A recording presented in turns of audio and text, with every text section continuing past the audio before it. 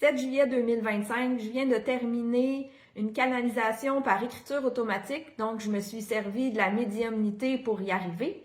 C'est un message qui se veut positif et qui s'adresse à nous tous, incluant moi, afin d'avancer, afin de réfléchir, afin d'en apprendre un peu plus sur la vie, tout simplement.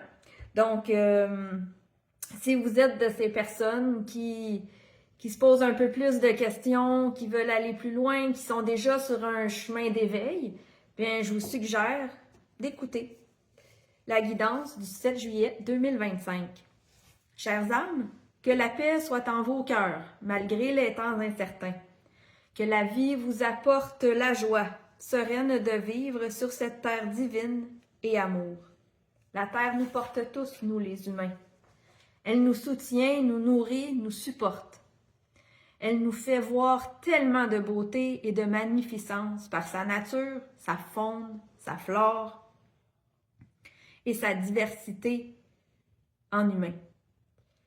Que les fleurs réussissent à vous éblouir grâce à leur couleur, à leur douce odeur aussi.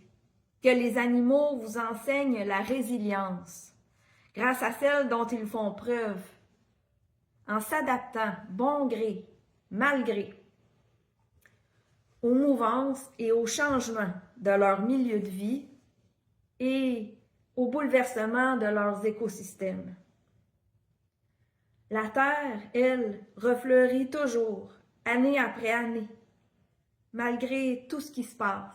Et les fleurs, poussent toujours au bon moment de leur cycle. Jamais avant, jamais après, juste au bon moment. Soyez comme les fleurs, soyez forts, soyez doux et sereins à la fois. Soyez dans la résilience de ce qui se passe autour dans ces temps incertains. Et soyez dans la résilience, mais dans un mouvement extrêmement lent. Ce qui permet aux fleurs de capter toutes les subtilités de leur environnement. Est-ce que vous, les humains, êtes en mesure de capter les subtilités de votre environnement, les subtilités des couleurs, des odeurs, de la température autour de vous, des bruits? Êtes-vous en mesure de capter toutes les subtilités de vos propres émotions, de celles des autres, de celles des animaux qui sont en votre présence?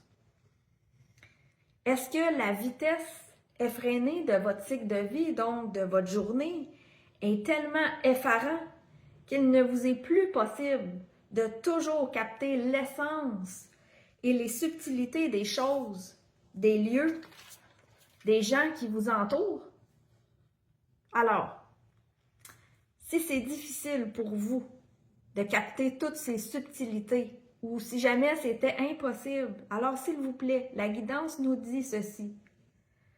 Elle le dit autant à moi qu'à vous, si c'est quelque chose qui vous intéresse. S'il vous plaît, regardez la nature afin de ralentir la cadence, d'apprendre de son exemple, afin de ralentir le rythme. Et vous serez étonné de voir, de ressentir, de humer, de goûter les plaisirs de la vie et de l'amour sur terre. N'attendez plus, chers humains, la souffrance avant de ralentir. N'attendez plus la maladie avant de ralentir le rythme. Soyez les pionniers du ralentissement. Le ralentissement général de tout ce que vous faites dans la vie, si le cœur vous en dit. Et si cela vous appelle, respirez quelquefois. Levez les yeux au ciel, inspirez encore doucement, longuement. Remerciez d'être là, en vie, en train de ralentir, ne serait-ce que 90 secondes.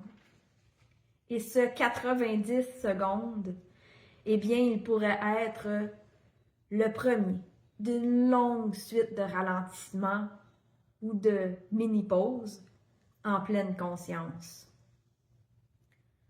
Tout ça afin d'apprendre à mieux être soi, à ressentir, à voir réellement ce qu'il y a autour de nous, à humer, à goûter et à ressentir.